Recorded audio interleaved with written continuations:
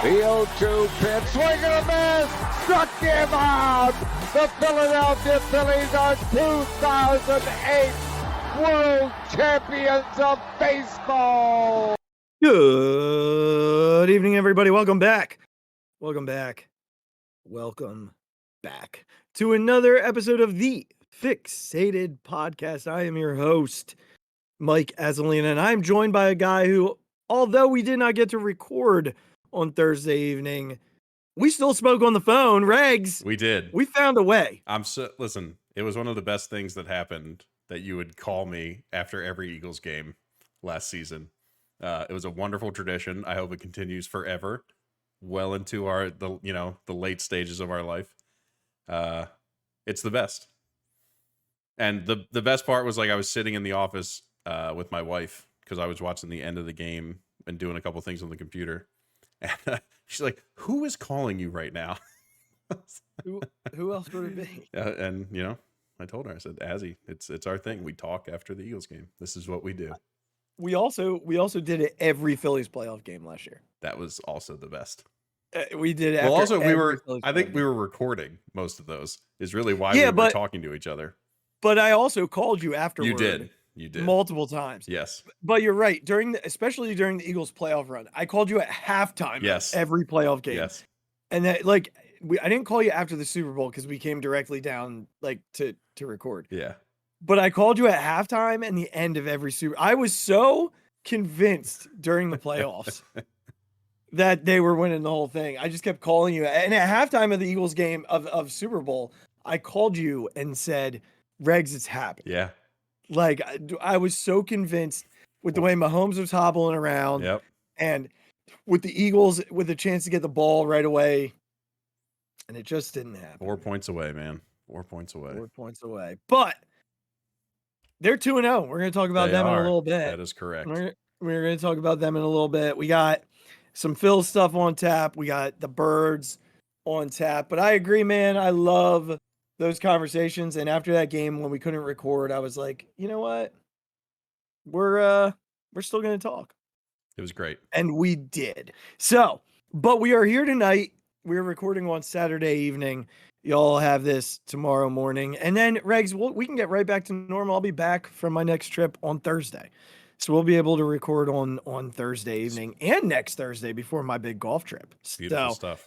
Well, back-to-back weeks of recording, bud. By the way, I'm really mad you're taking a golf trip before I am. I haven't taken a golf trip in 15 years. Sorry, man. Yeah. And that was with my dad and his work buddies. Well, listen. I I only know 3 of the people going. The thing is, Mr. Fairbanks, he and I continually talk about this. We are getting something set up, which involves you, our friend Josh. Oh boy. Fairbanks, his buddy Mark, my brother. We're getting a golf trip set up. We're going to make it a thing. It's going to be an annual tradition. I'm excited for that. It's going to be 3 to 4 days, nothing crazy. And it's just going to be a thing we do for the next 30 years of our lives. This is what we're going to do. I'm really excited to hear that. However, when you say all of those names, I am by far the worst golfer of that group. Who cares? I do. Why? Because I have pride. You got new clubs. You're going to be amazing. I've got a new driver and a new putter and the irons. We'll get there. We're going to get there with the irons. I played really well with my irons last weekend when I played. Like I said, it was just the driver that I could. Listen, this is what I mean. Everything's going to be great. Yeah, if awesome. I only could just put a round together, right? We're starting. We're starting with Pinehurst in North Carolina, or South Carolina. Okay. So yeah, that's easy drive. Happening a long weekend. It'll be fantastic. Easy drive. Horrible course for me. So no, dude, I'm a 17 handicap. It's going to be horrible for me too. It's all good. Well, it's going to be fantastic. All right. Well, what are we talking about again? I forgot we were recording. Yeah, right. We were just talking. We're just, Yeah. I forgot we were recording. Can't wait. I'll let everybody know how the golf trip goes. It should be a good time. Excited for the 3 guys that I know. I want daily updates, by the way. I mean, listen, if I can speak, I will. Coherently So, type. if I can coherently text you. Here's the thing, the Phillies could actually end up clinching while I'm on that trip. I mean, we're gonna have to talk at some point. Yeah, they might end up clinching while I'm there because right now the magic number is 11. Yeah.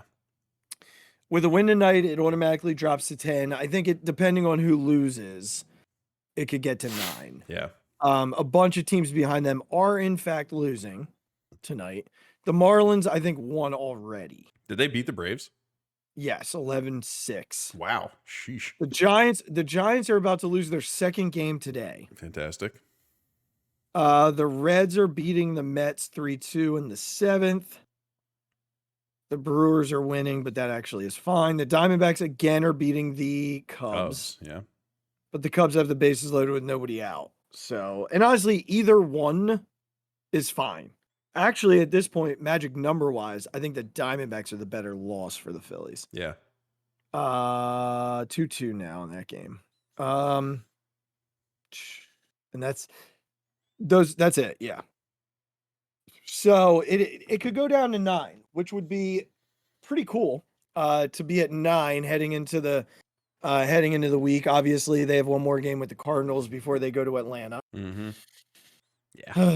Another 3 with Atlanta. I mean, they have nothing to play for now. Can they just sit a bunch of people? Can we play the AAA team? I don't think so, man. I don't think that's what's going to happen. happen. That's not what's going to happen, but I'm just asking. I'm just asking for a friend. And then it's New York. Yeah. At home. Before they go. The Phillies only have 4 more games. Or no.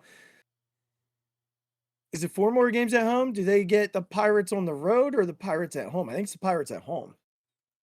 I don't know. Mm-hmm. I believe it's the Pirates at home, and then we're going to talk about what we came to talk about. Let me just double check that. Yeah, it's 3 at home against the Pirates before they end in New York. You are correct. So essentially a win tomorrow would be enormous if they can finish off tonight. A win tomorrow would be enormous because it would put them at least 9, if nothing else. Be 7 or 8. Yeah. And all they got to do, like, again, you got to go to Atlanta and take care of business, man. Like, enough's enough.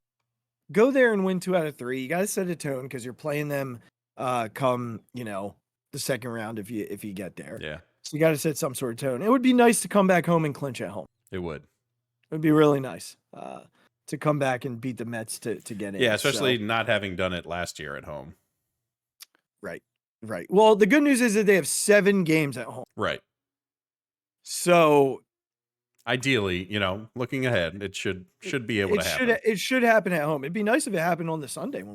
It would be very nice. That would be very cool. That'd be a nice touch. To have that experience, that would be cool. But Regz, it could be a lot better for them. The magic number could be a lot different. Yeah. If a 2-5 homestand was not what we sat through, but it was what we sat through. Yeah. Regz, I don't really know where to begin other than they should have swept the Marlins. Yes. They had game 1 in hand. I called it one of the worst losses of the season. Yeah. What I tweeted. And then they won night 2, but still almost found a way to blow that one. Yep. And then game 3, they had pretty much in a good spot. Ranger Suarez was no-hitting the Marlins through 6. Yep. And honestly, I think that hurt them more than helped them. Because if he wasn't no-hitting them through 6, he doesn't come out in the 7th. Right.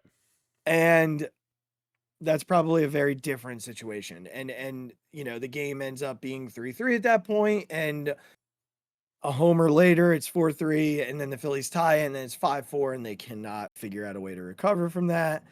So they lose that game. So let's just start with the Miami series.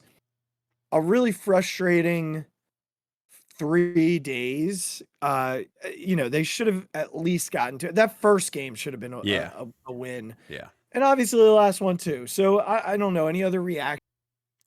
It was just, Kyle Schwarber continued to play really well in that series. Otherwise, it was just sort of. Yeah. I'm going to be very honest. I almost put the Marlins series out of my mind after the Atlanta series. You talked about it, and I almost completely forgot what happened in each of the games. Yeah. Yeah. Yeah. And those are for very specific reasons that we'll get into. I Mhm. think thinking back to it, it was just, this is such like I know this isn't like a hot take and this is not a crazy out there position, but it's like everyone and their mother just thought, well, here's September. Like here's how September goes for us in Philadelphia. You come off an August that is not, I mean, look, let's be honest. It was very good. Our offense came back and felt like themselves. But in terms of a record, it wasn't the best it could have been. Right. So, like, a lot of people hype up August, but that's just because of the offensive numbers. But, like, in terms of a record, it wasn't the best it could have been. We lost a lot of stupid games in August. It still happened. Yeah. Tends to with this team. But so it was good. August was good. So you come off a good August and you start September, and no true Phillies fan can go into September feeling happy. You just can't. You can try and be as positive as you want to, as you do. But you just can't. You can't get away from that pit in your stomach of what this team typically has done in September. So I think it was just very on brand for them to lose games like this, and the bullpen starts to fall apart and all these things start happening. It was that series where all I could think was buckle up, because this is going to be some kind of month. What do you, off the top of your head, what do you think their record is this month? So you said a 2-5 homestand. What were there? Probably 6 other games in there. 5 and 10. They're 6-8 this month. All right. And 3 outs from being 7-8. Yeah. Which and it could easily be 11 and be 9 and 6, yeah, right. 11 and 4. Yeah. So wild. It's true. September has been frustrating so far, but I mean, honestly, I said 11 and 4. They could easily be 12 and 3. Should have won an extra game in Milwaukee, swept Miami, and could have taken 2 more from Atlanta. Yeah. So, but that's the way baseball works, unfortunately. That's right. Let's jump to Atlanta then. Yeah. So they split the doubleheader by a miracle, basically comeback. Yes. Which is crazy enough to believe they didn't blow the comeback, because that's borderline shocking. Seems to be what they do. It's the bit, apparently. I don't like it. I hate it. It's the worst bit that this team does. It's what we like to do. And then, the Tuesday game was the bit. Yeah. The Trey Turner homer, that, ended up being the moment that we all knew they were going to lose. Yeah. However, they kind of got screwed in the bottom of or was it top of the 10th with the couple of strike calls that Kimbrel threw that weren't called strikes, that cost them runs. And now they didn't score in their half anyway, so it didn't matter. Well, yeah, he hit the home run, and then we had runners on first and second with nobody out. Correct. So, and JT struck out, and then Nick. Right. Now here's the thing, and we can go back to this in a moment.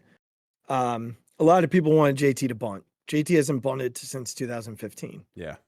That being said, honestly, at this point, you got to consider pulling him and bringing someone in to bunt. Like Garrett Stubbs is one of the best bunters on the team. You bring Stubbsy in to bunt there, and then they bring the infield in, and Castellanos' ground ball probably gets through because it was more toward the line and they were guarding. So just something. And then Spencer Strider just dominated them on Wednesday. Yeah. Which what's your take on this? So to the bunt thing, I listened to High Hopes. I listened to Jack on Final Out, listened to the callers. The sentiment from Jack in particular was you lose the locker room if you sub in Garrett Stubbs for JT Realmuto. Agree 100%. My thing is if we're saying bunt, you're not bunting JT. That's fair. Is my Yes. thing. That's It's okay. if you're saying bunt, Right. then you're saying pull JT Yes. there and put in Garrett Stubbs. Yes. 1,000 million billion percent agree that if you pull JT there, Yeah. the clubhouse is gonna be like, Yeah. come on, Tom. Right. Like Also, it's, like you you're know, getting paid $25 million. Can you just hit something to the right side of the infield? or just make contact. Yeah. Anything. Literally anything but a strikeout. Just make contact. That's all I'm asking for, JT. Is And then there was nothing more predictable than a Nick first ball double play there. Like, I nothing mean, more, he also had 2 hits that night. He did. Look, I'm You know, not blaming Nick for that. I'm just saying at that point it was almost too easy to. So a disappointing homestand to say the least.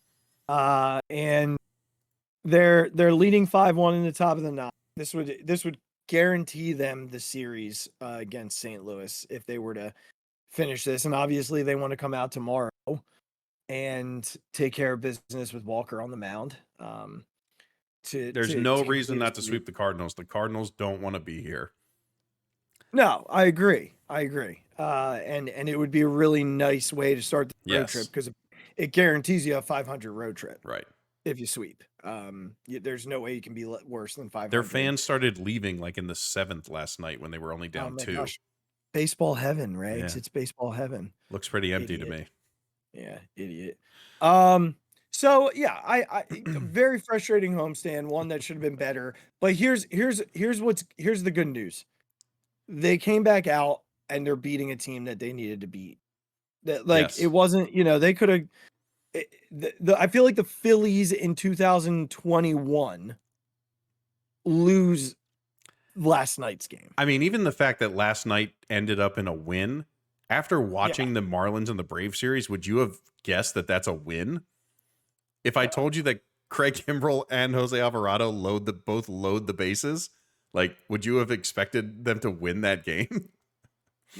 So, I mean, that's what I'm saying. It's good news that they're coming back and bouncing back here. Right. But one guy who just refuses to bounce back is Aaron Nola. Yeah. And this is his 4th or 5th consecutive start. They didn't get out of the 4th inning. Yeah. I think his ERA in September is like over 6.5. I know his ERA since the All-Star break is over 5. And I don't know what you do at this point. And I know you want to make another point about Aaron season. The thing that I want to talk about after you bring that up and we have that conversation, because I think it's a really good conversation, is what happens with the postseason. Because I know that the Phillies are loyal and I know that Topper's loyal. Get all that. But I don't think there's a universe in which 2023 Aaron Nola should or deserves to start a playoff game, especially game 2. Especially game 2. Like, this is worse than 2009 Cole Hamels. Yeah. And 2009 Cole Hamels was shitty. Yeah. I think the only way you feel a little bit better is if it's the wild card, it's at home, and we've already won game 1. Even then, I don't want him starting. I'm with you. I don't want him to. I don't want to go to game 3. If we're thinking about a best case scenario, hopefully. Best case scenario is NLCS, you're up 3-0. Yeah. That's best case scenario. That's best case scenario. I don't like 1-0 in a 3-game series because then you're backed up against it in game 3. Yeah. I mean, best case scenario is up 3-0 in an NLCS or World Series. He can start. That's best case with me right now. Yeah. But I just have no interest in this dude starting a game 2. I mean, we'll talk more about that and what that should be. But I want to get your thoughts on the Nola season because you had a really good conversation point. So I literally texted you this after he came out of that game after 4 1/3. And my question to you was, how much money has Aaron Nola lost himself with his performance this season? And I've heard this come up. It just strikes me so much because you hear about it a lot more in the NBA or the NFL than you do Major League Baseball. But the term contract year comes up all the time in those sports, especially basketball. And typically, you see those players go absolutely wild in contract years because they know that over maybe their past performances, recency bias is a thing in sports. And if you perform really well going into your free agency, you're very likely to make a lot more money than you would have just the year before, regardless of how you played that year. And it struck me that I think Aaron Nola's lost himself $80+ million with his performance this year. Just think about that. It's probably at least $80 million that guy has lost himself with how he's performed this year. Because you think about going into free agency at the start of the season, people are like, pitchers like Aaron Nola, who pick up the ball every day, throw this amount of innings, have this amount of strikeouts, are probably going to ask for $200 million over a 5 to 6 year contract. Probably, yeah. And just think about, now you're hearing numbers in the range of 110 million, 120 million at the absolute max for that same amount of time. That's an $80 million difference. Yeah. And I don't know how to justify it, because Aaron has never been one to sort of outwardly give us anything. Yeah. He doesn't talk much. When he gives quotes in the media, they're very generic. He's not like Bryce Harper. He's not like Nick Castellanos. He's not even like Trey Turner this year, who have absolutely like put their hearts on their sleeves during some of these interviews and given very honest answers and very vulnerable answers. Aaron's just like, yeah, didn't have my best stuff. Hopefully next time we figure it out. It's like, no, man, it's been a season of this garbage. You started by giving the excuse that the pitch clock is messing me up because I can't throw over to first base 9 times in an at-bat if I need to slow down. It's like, well, every other ace, like stud pitcher in the league has figured this out. A stopwatch has turned you in to a mediocre pitcher. Oh, he's worse than mediocre.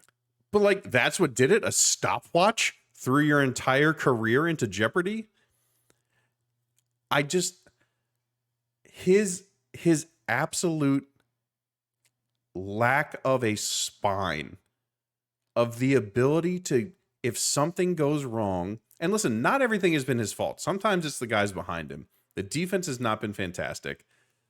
Especially, like, just think about last night. Edmundo makes a couple 50-50 plays. I'm not going to blame Edmundo Sosa. These are quick decisions that you have to make, and just put yourself in that situation. Are you going to make the right decision every time? No. Stuff like this happens. But you know what the best pitchers do? I tell 8-year-old kids this, who are pitching themselves for the first time. Hey, if something bad happens, your mindset should be, I'm gonna pick us up. I'm gonna get this guy out. I'm gonna throw my best stuff because that's what our team needs. And Aaron Nola is just like, yeah, didn't have it. Just, hung a couple pitches, didn't hit my spots. The timer really messes me up. I'm going too fast and I can't slow down and all this just BS. And I just don't understand it. I don't understand how in a contract year with a team that has these types of expectations, like maybe Aaron Nola doesn't, and I don't believe this. Let me just preface this by saying, I don't believe this to be true, but I'm sort of just throwing out a situation here. Maybe Aaron Nola doesn't give 2 shits about what this team does in terms of a record or anything like that. Prefacing by saying, I don't believe that to be true, but I'm just hypothetically. Yeah. And if that's the case, then all you would care about is how much money you're going to make in this free agency. And if we believe that to be true, what are you doing? What are you doing? What team is going to pay Aaron Nola to even be a number 3 starter at this point? Like, that's what happens. You could have seen Aaron Nola coming off of last year being signed as a number 1 pitcher for some teams. Despite what people think about him, that guy grabs the ball every 5th day, pitches a ton of innings, had a great strikeout, ratio, didn't walk a ton of guys. And there would have been plenty of teams at the bottom of this league that would have signed him as a number 1 pitcher. And this is what you did? This is your performance? And again, I think what makes it worse is that isn't the case. The case isn't that Aaron Nola only cares about the money. It's even worse that he's not only done it in this contract year, but with a team whose expectations are the highest they've ever been since he's been a Philadelphia Philly. And this is the performance that he's given us. This is the effort that he's given us. This is the mental fortitude that he is showing us. And coming off of last year, where we were more than happy to have Aaron Nola pick up the baseball in the playoffs and be that 1-2 punch that carried us to the World Series. Like, September Nola became a thing last year because he was the only thing going right for the Phillies in the month of September. Like, I just will never know because I can't get inside Aaron Nola's mind, and what he thinks about all this. We'll never get a truly honest answer, probably until he writes his own autobiography 30 years from now. But why do you have no spine? Why, when the smallest thing goes wrong, can you not buckle down and just say, I'm going to go out and execute and blow these guys away because that's my job right now. I'm going to pick my teammates up. I'm going to get out of this because I am the guy. And he has shown us that he is not. $80 million. That's more than, 6 billion people in this entire world will make in their entire lifetimes? Oh, yeah. It's like, combined? Yeah. I think the Aaron Nola... the Aaron Nola thing's such an anomaly. It's how can you explain it? If someone came in from nowhere and you tried to explain the situation to them, how could you do it if you just said, yeah, a guy could have made $200 million, but he played so poorly. Now he's, only going to make 100. Yeah, I've really never seen a guy in a contract year. I've seen guys in contract years get hurt. Right? Like, right, I've seen, of course, that sort of a thing happen. I don't know that I really have to think and dig deeply on a guy who had such expectations for a big contract and didn't reach them based off of performance. And you've had guys who haven't reached them, like, to an extent, but not to this extent. I mean, I said earlier, this reminds me of the 2009 Cole Hamels debacle, but this to me is far worse than that. One thing I will say, Nola, after games, he does appear to be frustrated. Like, last night he said, like, yeah, I'm frustrated. Like, I don't know. It seems to get to one part of the game, inning, I fall apart. And but the part that bothers me is he's telling us right there what the problem is, because he knows the problem. The problem is he gets to an inning and something goes wrong and he can't recover. It's not just something goes wrong. We all know what goes wrong. Runners get on base. Yeah, it's been all year. He hasn't been able to pitch out of the stretch. We know the answer to the question. That's even right.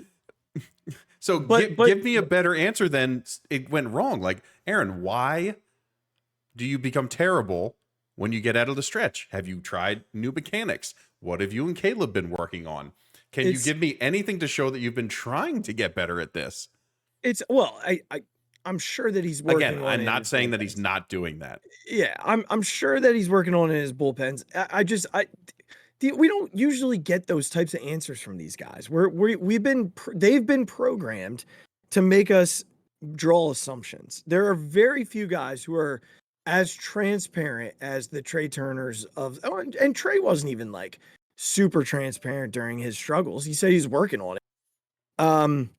Well, he came out and talked about the grippy change, like lightening up his top hand, because that's what made him feel better during the swing. Like that correlated with the standing ovation. So like at least we got an answer eventually. But I don't even know if there's anything Regz. There might not be. 100% honest with you, You're right. I don't think it's mechanical. I think it's all mental. Yeah. No. Yeah. I just think he falls apart with runners on base right now. I think you're right. Which is not something that was typical Aaron Nola over the. It is. I think Nola. He's always played as this calm, cool customer. Like that's always been the MO.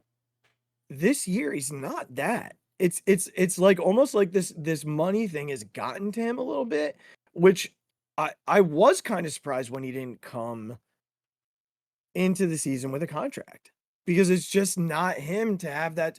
So yeah, Reg, someone's going to throw money at him. It's not going to be 200 million, but someone's going to throw money at him. And I wonder if he's going to go back to old Aaron Nola, because he's not going to have this weighing over him. And look, I'm not saying that that's okay. Like, I'm not saying he still needs to be able to do his job. But there's going to be a team that looks at the back of the baseball card and says, well, he's had one bad year. Yeah. In the grand scheme of what now? I mean, he's been here since 2015. So 8 seasons, 7. I mean, he was a finalist for the Cy Young, like his 3rd year. He was one of the best pitchers all last postseason. I think the year before was a struggle, but it was still really good. And honestly, again, you said it. I don't remember Aaron Nola ever being on the IL outside of his first season. Yeah. Like the dude's always pitching. Mm-hmm. So someone's going to pay him. And I think ultimately it's not going to be 200 million. Could it be 150? Maybe. Could it even be 160? Maybe. Will it be the Phillies? Maybe. And will we be ticked if it happens? Probably. Yeah. Because I've said it a couple of times. Like, I don't know that I want it back, but I reserve the right to take it back if all of this goes behind him, because he just struggled with the pressure of performing under the scope of a contract year. Yeah. I've never seen it before. Right. Like, I truly cannot think of a guy I've seen guys buckle under the pressure of new contracts. We've seen it the last 3 seasons. Yeah. But I don't think I've ever seen anybody buckle under the pressure of a contract year. Yeah. So I don't know, man. And maybe, I keep saying, maybe he'll be lights out in the postseason. I mean, listen, if you don't think I'll take that, if we win a World Series, like, I don't care what has happened over the last 6 months. Yeah. If you give me lights out Aaron Nola in the playoffs, great. Like, I'll take it. Do this to me again next year. Like, just bring it on. Do it every year. I don't care. Yeah. I really don't. But they're in a weird spot, man, because we're 13 days from the playoffs. A playoff that they're very likely to make. Yeah. And they've got to figure out a playoff rotation. So let me ask you this. Wild card series starts tomorrow. What's your 3? I said this to you, and I'm going to stick with it. I think it's still Wheeler. It's still Wheeler first. I think I might pick Ranger second and have Nola third. Okay. In the wild card specifically, I think I'm more inclined, if they're at home for the wild card series, to pitch Nola. I wouldn't be too concerned. I'm not concerned. I wouldn't be fighting it too much if Nola pitches second at home, hopefully with a 1-0 lead. I think if you're talking about if we're in Atlanta, I want Ranger Suarez going too. Well, last year Ranger pitched game 1, right? Or was it game 2? It was game 2. No, Wheeler pitched game 1. Wheeler pitched game 1 and he pitched game 2. Yeah. So he pitched really well. I will take that again, and then I will take Christopher Sanchez at home, Game 3. Okay. How about you? Yeah, no, I want no part of Aaron Nola. I just, and especially not Game 2. And when you said, oh well, maybe pitching Game 3, I'm like, yeah, but if you lose Game 1 or 2 and your season comes down to Aaron Nola with Yeah. what you know right now, you're pissing your pants because that doesn't feel good. No, it doesn't. It just doesn't feel good. So mine is Wheeler, Suarez, Sanchez. That's mine in the wild card. I have so much more confidence in Ranger Suarez and Christopher Sanchez right now that it's scary. Hey, real quickly, 2 really cool things that I just want to mention. Yep. Before we move into one sad thing and then the birds. Corey Seidman tweeted, Jeff Hoffman's opponents are 5 for 60. Saw this. With 23 strikeouts in his last 17 appearances. What a find. He's been the best reliever that the Phillies have had. Did you read the Gelb article on him? Yeah. Yeah. What a find. Seriously. Goodness gracious. Unbelievable find. Here's the other fun thing. Do you realize Trey Turner is hitting 270 with an OPS near 800 right now? Did you see the tweet about if Trey had hit like this since day one, like what his numbers would be? Did you see that? Look, this I did, but like I had to laugh because no one. Well, no, it's ridiculous, obviously, but it's basically like he took a season where he did shit and mixed it with a season where he did everything. Yeah, and made his normal season. Yeah, right. But all like in a month. Yeah, like he was terrible for 4 months. Yeah. And then in August, he was just like, oh, yeah, I remember how to play this game. Oh, yeah. This is how you do it. And I'm going to do it all really good. Right. And then everybody will, like, Regz, this guy he's close to being 30-30. He's batting 270. Yes. But, like, he's like, what does he have? 25 home runs? 26. He's got 26 home runs. Yeah. With 13 games left to play. And 27 stolen bases. He might have a 30-30 season. Yeah. He might have a 30-30 season, and he didn't even play baseball the first 4 months. I don't know what he was playing. I don't know what sport he was participating in, but it wasn't baseball. No. And he might end like 275 with an 800 OPS and a 30-30 season, which, like, Regz, honestly, is like, probably he might end up getting MVP votes, Regz. That'd be ridiculous with what Acuna's doing, but well, you got to vote. No, I don't mean first place votes. Oh, okay. You got to vote. Like you get votes like 1 through 25. Oh, yeah. Like, okay.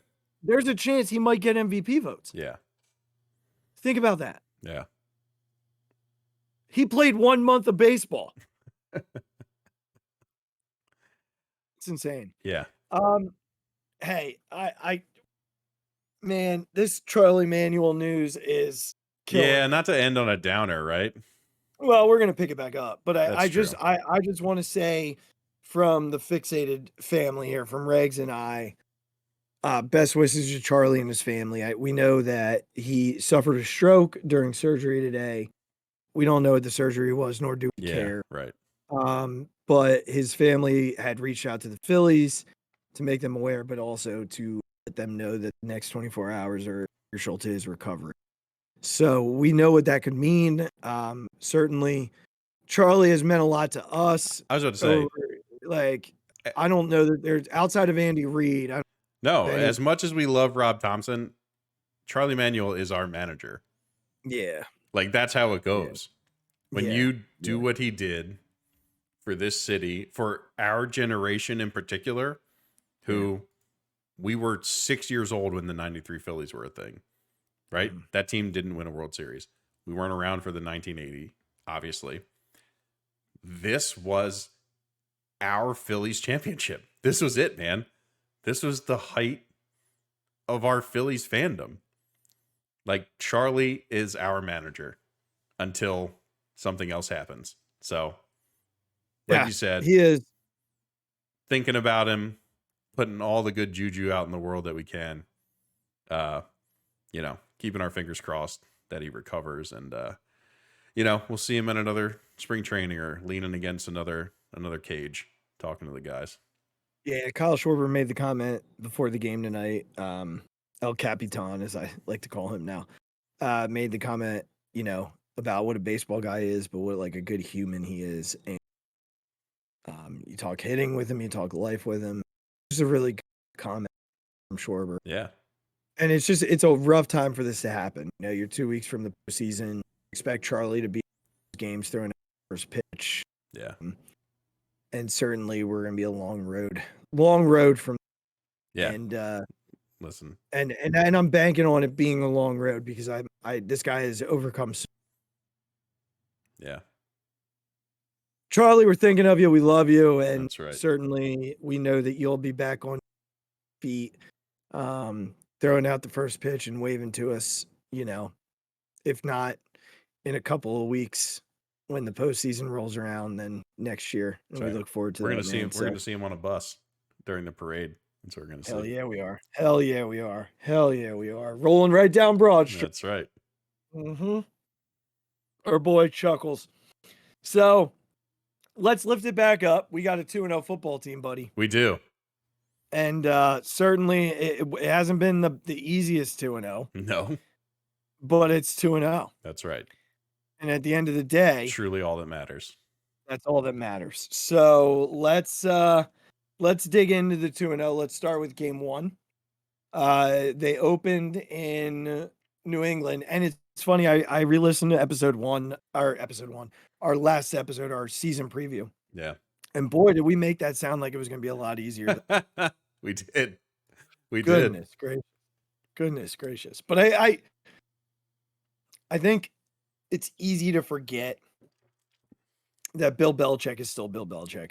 And that was a top 3 to 5 defense last year. Yeah. And Bill Belichick had a full 6 months to prepare for the Eagles. And it was funny listening to the game, listening to the broadcast, listening to Tony Romo. And there were a couple of times where they replayed a zero blitz. And Tony would be like, yeah, this is certainly something that Bill did here. Yeah. Something I've never seen before. And Tony Romo is a future Hall of Fame. So for him to say he hasn't seen this before. In a long time. He said it's been 2014 or something since he's seen something like this. Well, what they were doing to Jalen was sending a lot of zero blitzes. Yes. But a theme to be continued when we talk about week 2. Well, yeah, but also no, because Flores did some other things too. He threw his own wrinkles in. Yeah. He did zero blitz to start, and then he moved away. Yeah, there's some interesting stats I'm going to bring up with that. Yeah, Jalen was actually really good against the blitz in this game. But the funny thing about what Belichick did was when you run zero blitz, you run it into man with 4 guys. So you're running 8 dudes at the quarterback, and then 3 to 4 dudes, depending if you run 7 or you're keeping 3 or 4 dudes back in man. Yep. Belichick was dropping 4 guys into zone. Right. And you could tell Jalen was just frazzled by that. Yeah. They did enough to win, and winning on the road in the first is very similar, like in terms of what they did last year, winning on the road in Detroit in a very weird game. And then having to play Minnesota, not on a short week, but in prime time. But I think initial thoughts for me in week 1 were, all right, I'm not going to panic. Like, injuries kind of popped up. Weather was a thing.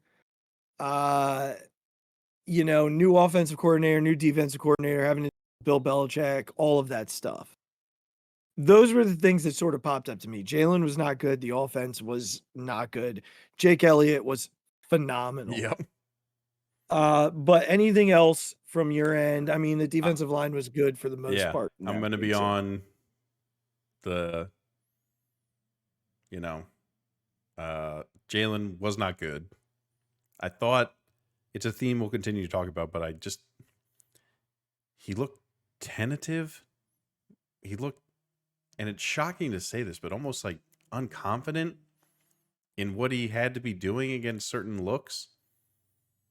It's weird to say that because you would think this guy, with how he prepares and all that, that he would kind of be ready for this. But look, it is his, third full season?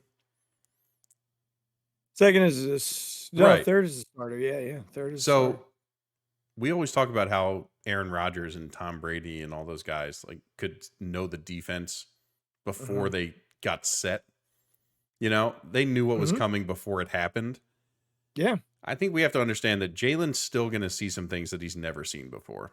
Oh, yeah. And sure. defensive coordinator's job is to throw wrinkles at a quarterback who's only in his third year and hasn't seen everything before. Mm-hmm. And when you get someone like Bill Belichick, like you said, that guy is a genius. He still has the ability. And this defense, I think, when it's all said and done, will be a very good defense. So I think when we look back at this, maybe at the end of the season, we might say, oh, it was very close to like a top 7 defense in the NFL. Yeah, Christian Gonzalez is really good. Yeah. Newsflash. Yeah. Holy hell, that dude kid's can pretty play. good. Who do they play this weekend? Patriots. I think they play. No, Miami's Dolphins. not right. Yeah. Oh, I was right. There you go. Look at me. Yeah. Tomorrow night. So It's gonna be a fun little game to watch. Yeah. I just think it was a tough game. We got very lucky that the Patriots turned it over so much in the beginning, and we were able to have short fields and score some touchdowns. It did not give me a great amount of confidence in Brian Johnson as a play caller. But you have to take that with, this is the guy's first time ever doing this. It's never going to look fantastic. That was my big takeaway. I overreacted because this is not how I wanted my offense to look. But when you take a step back and you realize this is Bill Belichick, one of the greatest defensive minds the league has ever seen, and this is a first-time play caller, usually Bill Belichick's going to win that matchup. We got very lucky because of the turnovers. We were able to put some points, and then we just held on for dear life, and we did it. So 1-0 was all that mattered coming out of that game. Yeah, I think for me on that side, it was an ugly win, but you need those. There was some luck in it. You need those. Yeah. And turnovers ended up being a theme in the first 2 weeks because they came home to play Minnesota. Minnesota turned over the ball quite a bit in this game on a punt, and then what was sure to be a touchdown, and then a Cousins fumble. A fumble and a run. I think they had 4 total. You know, the other thing that you keep seeing coming out of the Minnesota game is the amount of passing yards and the passing rate Cousins had. Yeah. I think what people are overlooking or choosing to overlook or not overlooking and just being overly critical, Reed Blankenship didn't play. Yes. Starting safety. James Bradbury was hurt. Best corner they have. Avonte Maddox. Best nickel they have. Got hurt. Yes. So they were starting 2 rookies. Yep. Well, Josh Job's not a rookie, but it was his first NFL start. And Nakobe Dean was also injured. Yeah. And played pretty well in the pass game in week 1. Yeah, played fine. He was fine. He was good in the run. Actually, according to the all 22, he actually looked much better than we assumed him to look. Okay. But what I loved about this game, there are a few things that I loved about this game. Let me start here. There was the adjustment of Brian Johnson when he realized what the Vikings were doing. We're just going to run the ball down your throat. It's not going to be able to stop us. That's one thing I loved. Another thing I loved that I also loved in game one was the defensive line play. Well, yeah. I mean, my God. I always appreciate this, but I think it shows up more in the matchups like this one. Just Darius Slay's competitiveness. Like, look, I think when you consider how the whole game went, JJ probably got the better of him. Yeah, but Slay was never really in a spot where I was like, oh, he got beat or that was bad. Like there were plenty of balls where Jefferson just outcompeted. Yeah, and Jefferson or it went through Darius's freaking hands. Yeah, and he's also just really, really good. Like Justin Jefferson, newsflash, is really good. Yeah, well, in his career, he's already like got more receiving yards than the all-time. So yeah, I think with the Slay Jefferson matchup, and I don't think anybody did, but you can't get caught up in what Slay did to him last year because there was no way you were holding him to 6 yards again this year. Right. There just wasn't. And look, Slay is not the only player on defense. You're missing your starting safety, which means your over-the-top help may not be in the best position all the time. Right. You're missing your starting linebacker. You're missing your best nickel corner who maybe reads something as they're going across the field and they see like Kurt's eyes and they switch off of their man to help you with Justin Jefferson. Like all those things have to play into this. I never one time was like, oh, Darius Slay is killing us. And there were a couple times last year that I thought that. That never crossed my mind this week. But those were more towards the end of the year, and see what happens at the end of this. But again, that never crossed my mind. I agree with you. And then one thing to another thing, I don't know who's going to run the ball against this team. I don't think anybody's going to run the ball against this team. Not with this front. Not with Jordan Davis and Jalen Carter playing at this level. I texted you this, that Jalen Carter play where he instantly got in the backfield and blew up that running back was one of the coolest things I've seen in a while. Nobody his size should be able to move like that. And then I thought Jordan Davis looked fantastic. Yeah. Hopefully whatever he went into the injury. Right. That was such a bummer when you texted me because I was in between a few things. I was taking kids, whatever, so I didn't watch every second of the game. And actually, you were like, oh, Boston Scott is. I was like, what? What are you talking about? Jordan Davis is in the 10. I was like, what are you talking about? Yeah. But I just thought he was getting into the backfield. He was pass rusher Jordan Davis. He was stuffing 2.5 guys and still making tackles. Like I thought he was playing fantastic. He was, he was. Pass rusher. And this is all without. Honestly, does Hassan Reddick have a sack yet? No. I thought Sweat played very well. Yeah, he continues to be he makes a name for himself as one of the better pass rushers. But that's without your best pass rusher having a sack.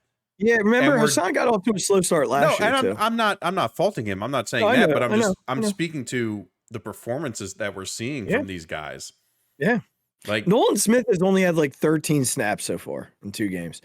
Snaps are going to Barnett right now. I think that will change. Let's just say that. But I also think we saw Nolan Smith in practices and spring training. Or not spring training, but like preseason stuff. Yeah. I just think there's a difference. And so you're not going to sub out Sweat or Reddick or even Barnett, who's at this point an experienced guy. Like you're just as long as he's not getting flagged, I don't care. The only time it's going to happen is if somebody gets hurt or somebody is underperforming, which is not the case right now. Nolan Smith's job right now is not to be like a 7-sack guy. Right. It's to learn from the likes of Graham, Reddick, Sweat, Barnett, all those guys. And when Barnett is inevitably probably gone next year and, there's more playing time for him, that's when you step up. I know, like I've seen it a few places. I don't know. I'm on the side of not worried about that at the moment. All right. Zach Cunningham played well at linebacker. He looked a lot better. Yes. Mario Goodrich, I don't want to get too critical over a guy who I thought for the most part he was okay. Yeah, it I wasn't thought great. Job was okay outside of the Addison play. I saw a really good point on this, and it was Solak who said this. He said, "Look, you're going to get beat sometimes, but just make the tackle." Mm-hmm. Mm-hmm. Everyone and their mother is going to get beat sometimes. It happens. Yeah, Nobody's especially perfect. one with a guy like Addison, Right, who's right. incredibly talented. Just make the tackle because you made something bad worse. Yeah. So it's like it's almost like, oh, you bobbled the grounder and then you made a bad throw. Yeah. Don't compound the problem. DeAndre Swift. Let's take a moment here. Let's talk about that guy. So here's the thing: he is not going to carry the ball 28 times every week. No. He had to. There was no choice. Yeah, absolutely. With Kenny out and then Boston Scott going into concussion protocol, and Rashad Penny having zero explosiveness. I don't know what that was. That dude had no explosiveness at all. Listen, Zero. It's weird. So he had to.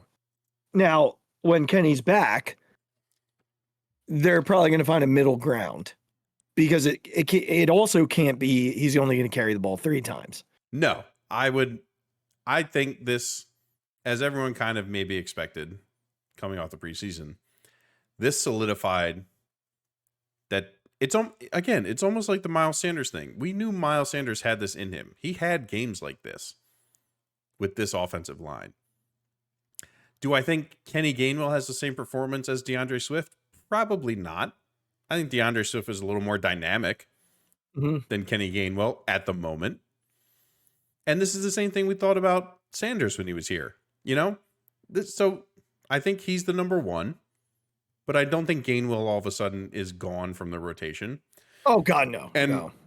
And I don't expect it. He's not going to obviously have 175 yards every game. Like, that's a stupid thing to say, but it is what it is. But right. Was I very happy to see him behind this O-line making the plays he was making and the shiftiness and the speed and all that? Like, yes, I was very happy. Yeah. So explosive. Yeah. And then, real quickly, Smitty is just so good. We're just going to leave that there. All right. Do we have to talk about the AJ Brown thing? I mean, I want to just talk about Jalen Hurts real quickly. If we want to talk about, if we want to talk about that, we let's can. go to that first. Jalen. Yeah. When you watch the game, just naked eye, it didn't appear as though he was 18 of 23, which he was. Yes. And he had 193 yards pass interception, which was brutal. One of the worst throws I've seen him make in his career as an Eagle. I'd much rather you throw the field and get it picked off. Yeah. Then throw it to like the 40 and get it picked off. He was sacked 4 times. They blitzed a ton. Yep. Which, we knew was going to be the case. Here's the stat that stood out to me, though. On the blitz, 8 of 11, 153 yards, 1 touchdown, no interceptions, 145 passer rating. That's damn good. Yeah. Like, I don't think this offense has played the blitz well in general. Like, there's not, the way they scheme this is not conducive to counteracting the blitz. You know what I mean? And I think Jalen in general hasn't been great at checking down and just making the hot read quickly, which he's usually really good at. Yes, but also he hasn't been great at throwing on the run. Like, he hasn't been great at getting at, like, he gets out of the pocket, but then he doesn't make great throws out of it. It's a weird thing. Yes, like, he stood in there and made that great throw to Devontae on the touchdown. Oh my God. 50 yards after getting your arm hit. Right. Unbelievable. And again, he underthrew him on the other one, or else that's a walk-in, because DeAndre had him beat again, or Devontae had him beat again. Yeah. I was listening to the Philly special, the Ringer pod, and Sheil Kapadia brought this up. This was in terms of the efficiency rating of Jalen Hurts in the game against the Vikings. He said he took it back to the beginning of last year, and there's been 600 quarterback performances that he based this stat off of. Okay. And he asked Solak to guess what Jalen Hurts, and this takes out outliers. So the huge plays and the sacks, like it takes out the outliers and focuses on when you drop back, how efficient are you in the plays? Okay. So he asked Solak to guess what number he thought out of 600 appearances by quarterbacks that performance was. Do you have a guess? 528. It was 593rd Jesus. out of 600 in terms of when you drop back, do positive things happen? Wow. Okay. And I only say this to add context. I only say this this is not who I think Jalen Hurts will be moving forward. This is not how I think this offense will be moving forward. But in my eyes, despite the big plays, everything else, Jalen has not looked very good.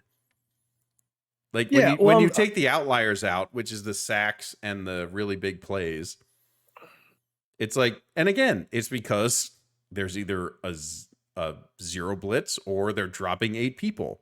They also brought up the stat that no one has sent a zero blitz more than the Vikings did in this game since 2019. Yeah. No one has also dropped 8 people into coverage more than the Vikings did in this game since 2017. Uh-huh. So like those are the weird things that they were dealing with. So like it was a weird game. They came out with a win.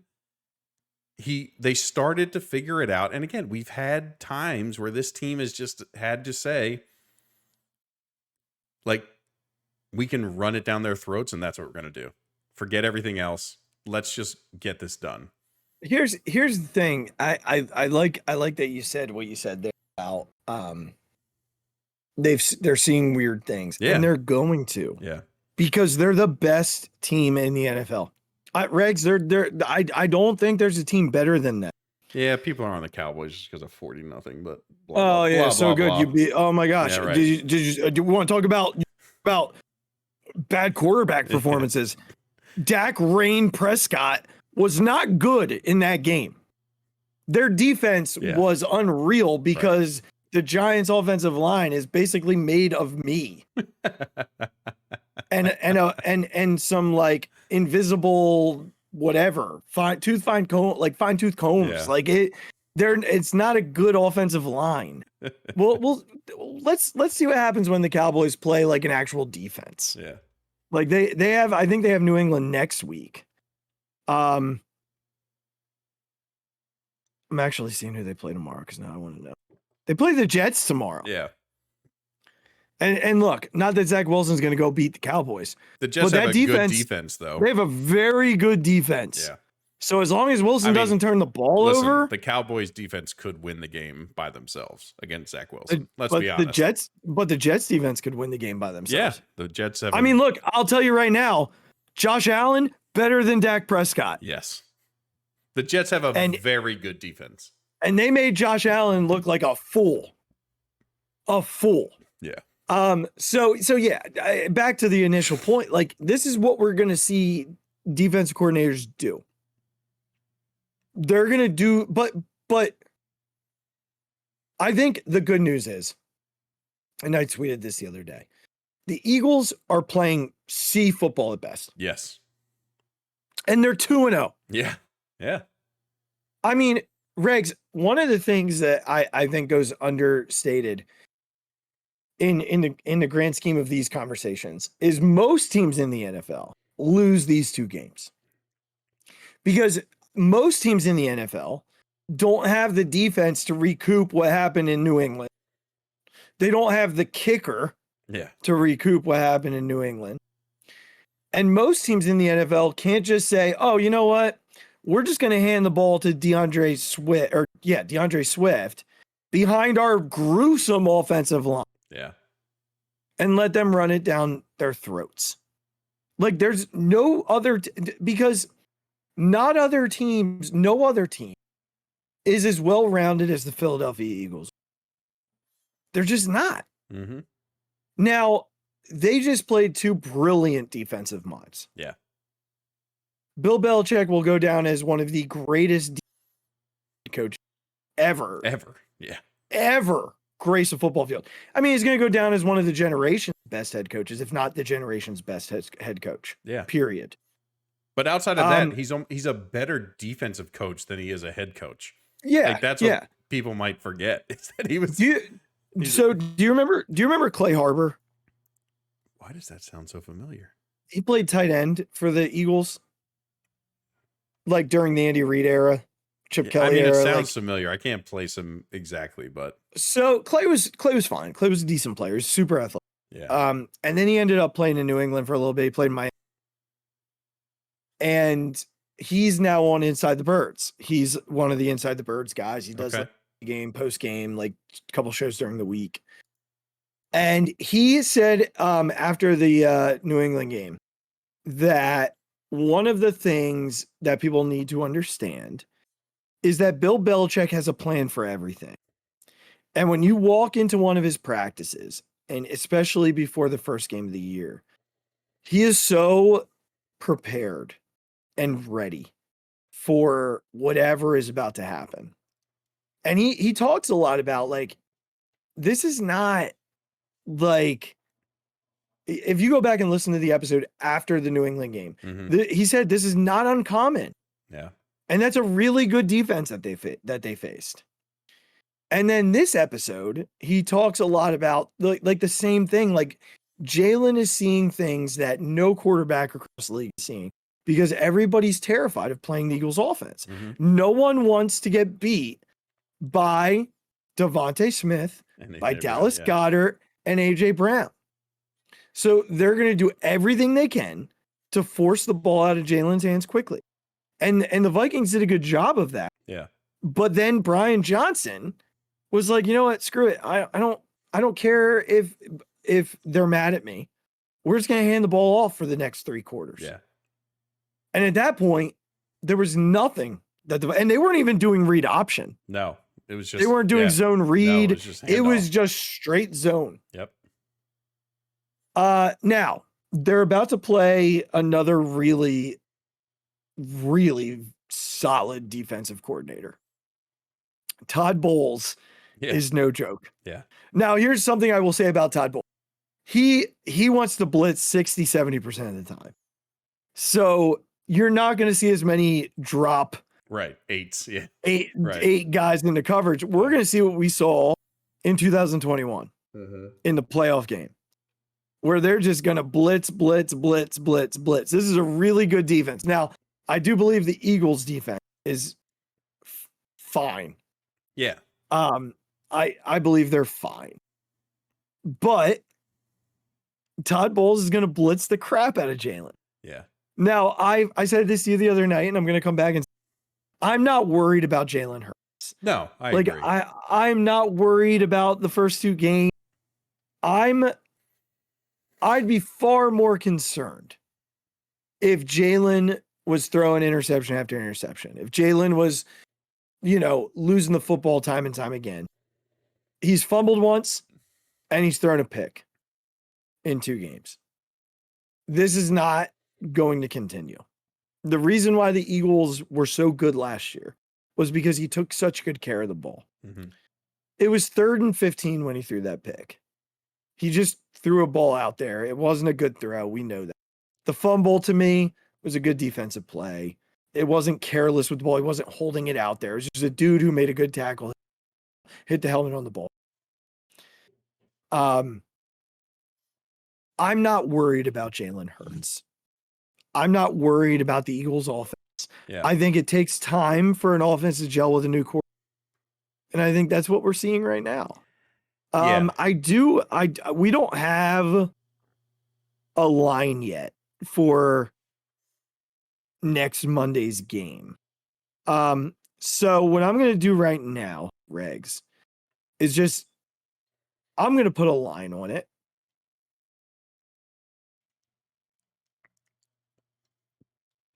So they're on the road and they have 10 days.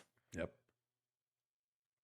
All right. Was there something you wanted to say there? I'm sorry, I interrupted you. No. My only thing was going to say, this is Jalen's first time, and this offense's first time being on top of the mountain.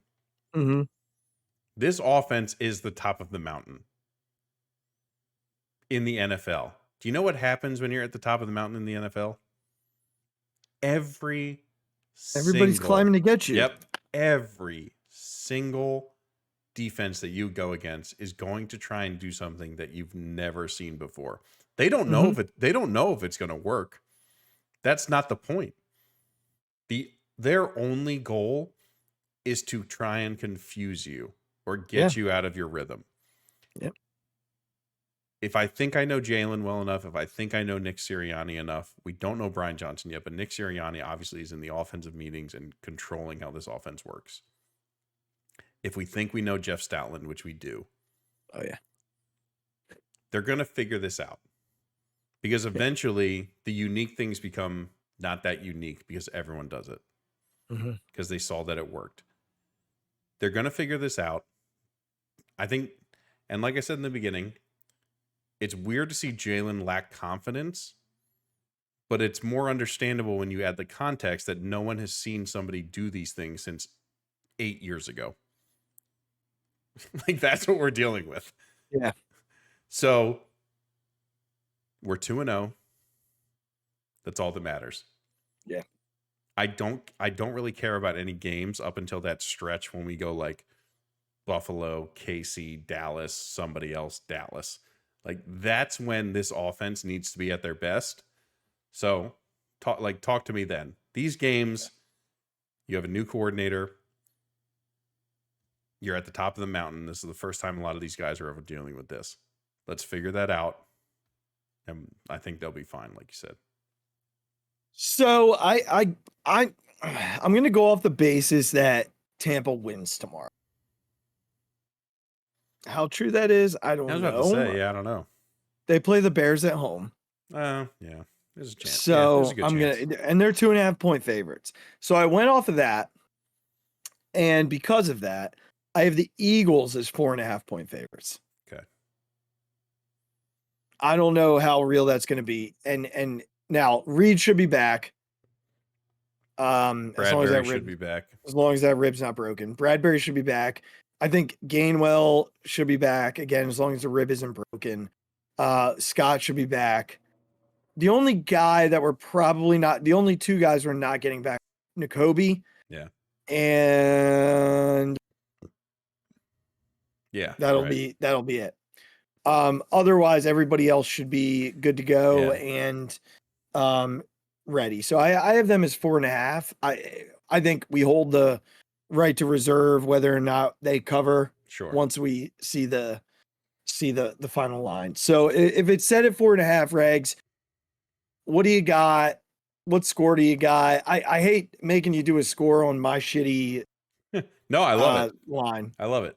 I'm gonna take Eagles. I don't have a total either. No, so I'm gonna take Eagles 33-20. I got 35-24 Eagles. Okay. Yeah, I 35's high, I think. Like, that's a good defense that they're playing. But I think at some point this offense is going to explode. I really do. I do. Yeah, I think Tampa Bay has a fine defense, but I don't think they're a defense capable of shutting down the Eagles for 4 quarters. They're very good defensive. They are. That's fine. It's going to depend. It's going to depend on how they handle the. That's all. Yeah. And at this point, you have to think that's what they're thinking about, seeing what teams are doing to them. And Todd Bowles just blitzes all the time. Anyway. Yeah, right.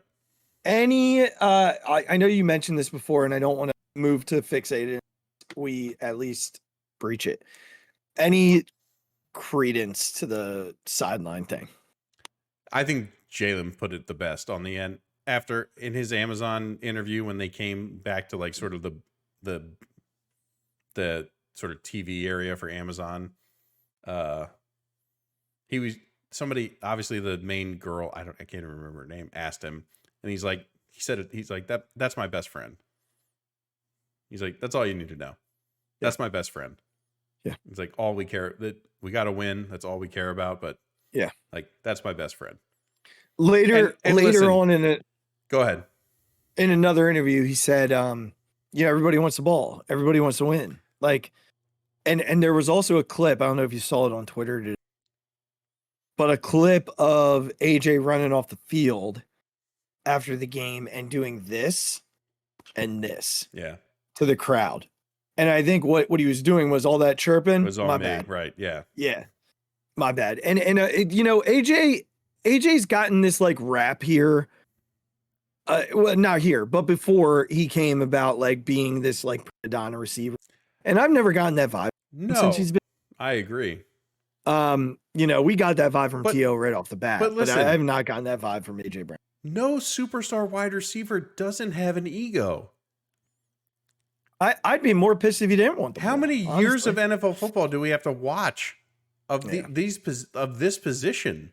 Yeah. Like, do you think if Randy Moss was open all the time, he wasn't going to say something to like Dante Culpepper or whoever else was thrown to him? Like Randall. Right. Whoever. It didn't make any difference. Yeah. Like, yeah, dude. It's so listen, it's one of those things. People need something to talk about. Do I think AJ absolutely believed when he said it? He was pissed. Of course I do. Yes, if he's open, he's going to be pissed. Yeah. This guy is a premier wide receiver in the NFL. He's going to be pissed if he's getting open and not getting the ball. No matter how good he is at it, he doesn't want to block all game. No, of course not. Like, of course he wants his stats. Of course he wants to get the ball. Yeah. Of course he does. Do I think that on this team in particular that it's a big deal? No. Do I think it's going to happen? Of course it is. It's going to happen. It happens with every team. And he's going to have his games. Even the worst wide receivers in this league bitch about not getting the ball enough. He's going to have his games. Yes, like, he's going to get his absolutely touches. He is. And he knows that. And you know, I also appreciated Nick Sirianni being like, I'm not answering that. Like, I know there were people who are not okay. Like, I know there are people who are like, oh, we want to know. He needs to be a parent. Like, no, he doesn't. It's his team. Doesn't. Yeah. It's his team. Yeah. He does not have to tell you what the conversation was. You all knew what it was. Yeah. It's sort of like the Bryce Harper thing. You know why I shaved my beard? Yeah, right. Like, we know what he was saying on the sideline. We're not dumb. Yeah. So why ask? Yeah. Why try and stir it up? Who cares? Move on. Yeah. Like, if there's one dude who's going to be able to get AJ to chill out, it's number one. Right. Like you said, that's my best friend.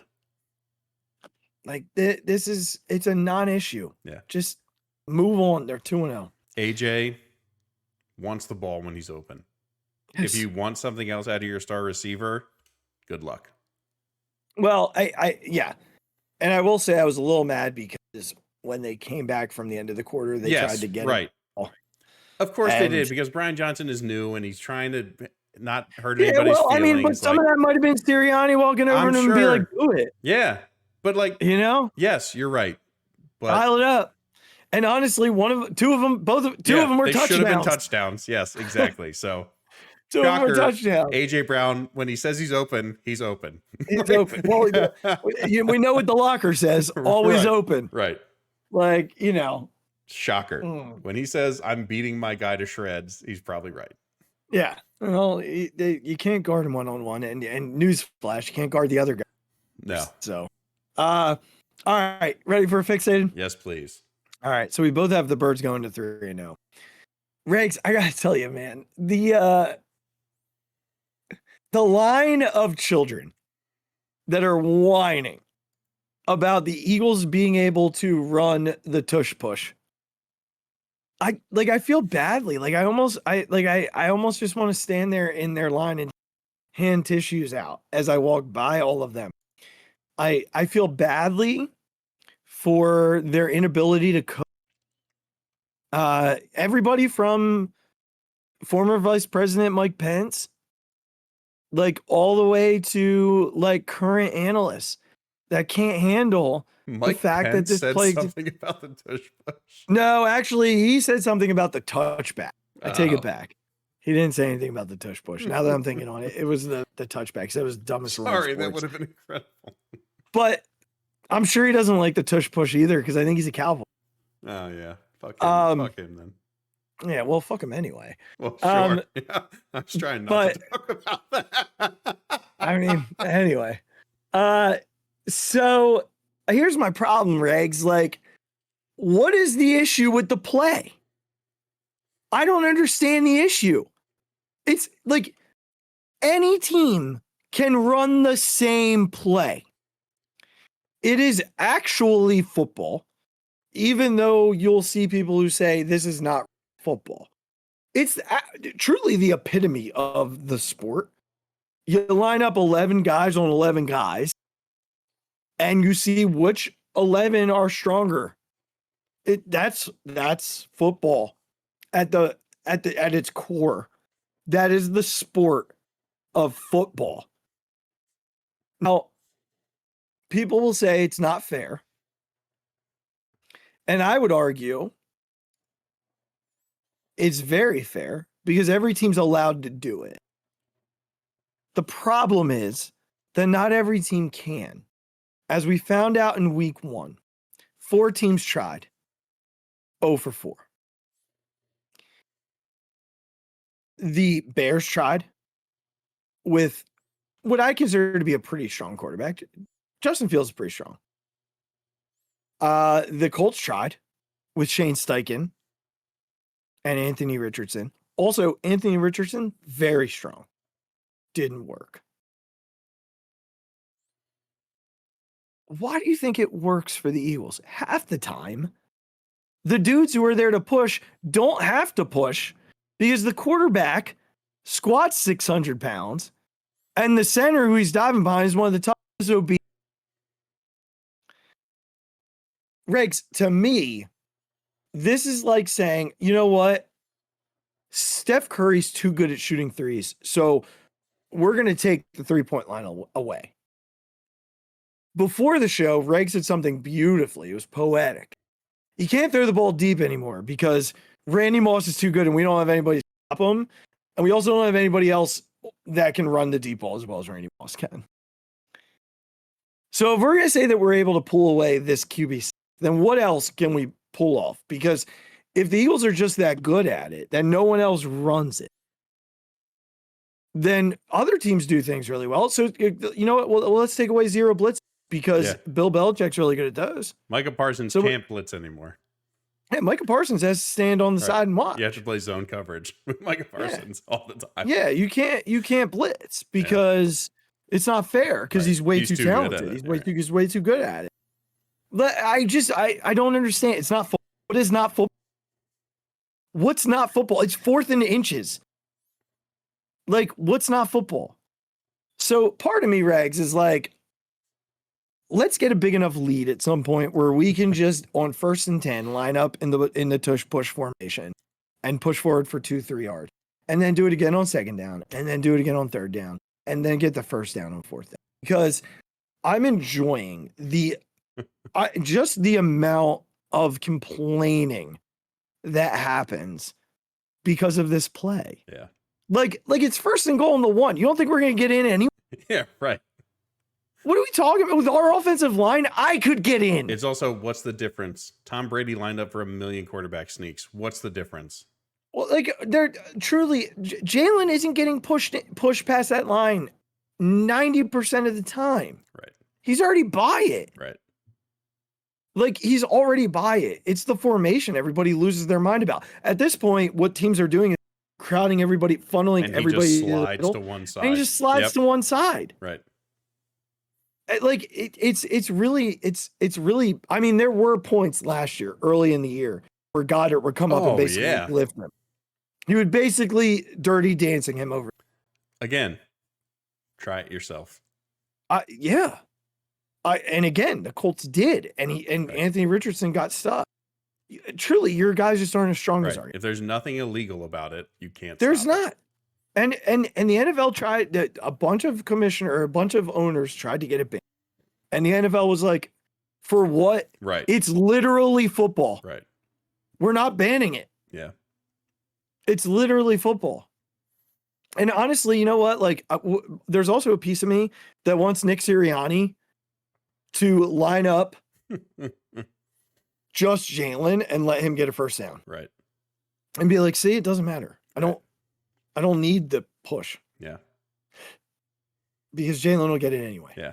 Last thing, Peter King, go fuck yourself. That's who it was. Yeah. Yeah, that's the other guy I was thinking Go of. fuck yourself. Yeah, that guy can eat a bag of shit. Yeah. I mean, get out of here. Right. Like, it's not, there's nothing wrong with it. No, there's not. There's nothing wrong with it. Our quarterback's too good, too good looking, too strong, just get over it and move on. Anybody can do it. That's right. It's just the Eagles have the personnel to get it done the right way. That's right. If this were Tom Brady, no one would say anything. If this were Patrick Mahomes, it would be the greatest play of all. Yeah. It's like you said. Would you take the 3-point line away from Steph Curry? He's too good at it. We can't have him doing this all the time. No, he's Take not it allowed away to do from it everyone. anymore. You know what? No one's allowed to dunk anymore. Yeah. Because everybody's they too good tried at that dunking. with Kareem way back in the Did day. they? They took I away didn't know that. dunking for 2 years because Kareem was too unstoppable. Well, maybe there's a point, Rags. Maybe there's a point. You know what? That was the wrong decision. It's what we learned about that. Sure did. Sure did. Well, Rags, another fun episode. Thanks for spending time with me tonight. It's man. always fantastic with you, buddy. Let's You know that. before we go, a couple of things. Next Thursday, we will check in on my bold predictions and see where we're at. That will be literally my favorite thing we do. it will be 3 games in at that point. Let's see how the rest of baseball panned out tonight and see where the Phillies might be at. Who won, by the way? 6-1. Yes, they won 6-1. Brandon Marsh had a really good game tonight. He did. Cubs and Diamondbacks are tied at 3. Okay. In the 9th. I got to keep scrolling. Rockies beat the Giants 9. Love that. So the Phillies picked up a game and a half there. Marlins, we already know, won. The Reds ended up winning 3-2. And that will be it. So at this point, heading into 9th inning of that 3-3 tie between the Cubs and the Diamondbacks, the Phillies hold. What does that mean? I don't know what that WCE means. The Phillies hold 3 games on the Cubs, 4 on the Reds, 4.5 on the Diamondbacks, 5 in the loss column, 6 with the tiebreaker. 4.5 on the Marlins, 5 in the loss column, but they don't hold the tiebreaker there. And 6.5 on the Giants, 7.5 with the tiebreaker. So, Regz, honestly, really in good shape right now. And I'm going to say this. Oh God, are you sure?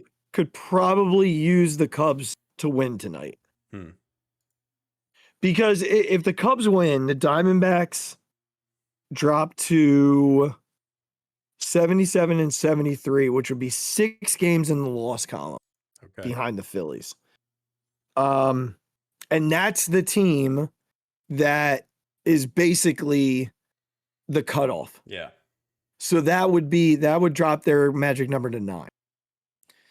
And then if Arizona wants to win tomorrow with the Phillies win and we pick up another game on the Cubs, we walk out of St. Louis 4 games up on the Cubs, that'd be great. That'd be fantastic. But I would take 1 Arizona loss. I mean, in this series, that's fine. Yeah. I would take 1. So that's where the Phillies stand. Could be 9 games, 9-game magic number with 3 in Atlanta and 4 at home against the Mets coming up. So we'll be back to you on Thursday night. We thank you all for listening and on all your social media accounts. Make sure that you click subscribe below, go to wherever you get your podcast and click follow and rate us. And then you can follow us on Instagram at Being Podcast. You can do the same on Twitter as well. You can follow me at the Mic Drop. Follow us on the Phixated fan page on Facebook, and make sure you click the merchandise link in the show description below. Otherwise, we appreciate you listening. We'll be back to you on Thursday evening, Friday morning for with a recap of the Phillies trip to Atlanta and their first game against New York at home, as well as a recap of the Eagles heading to Tampa on Monday night, and a preview of them heading, I don't know if they're home against Washington or just playing Washington on Sunday. One of their 3 1:00 games this year. But we look forward to talking to you then. And until then, be good, be kind, be kind to yourself, be safe, and we'll talk to you next week. Until then, go Phils, and of course, like the man's hat says, go Birds. Oh my God! Deep to right field, way up there and way out of here! The Philadelphia Eagles are Super Bowl champions. Eagles fans everywhere, this is for you. The 0-2 pitch, swing and a miss, struck him out. The Philadelphia Phillies are 2008 World Champions of Baseball.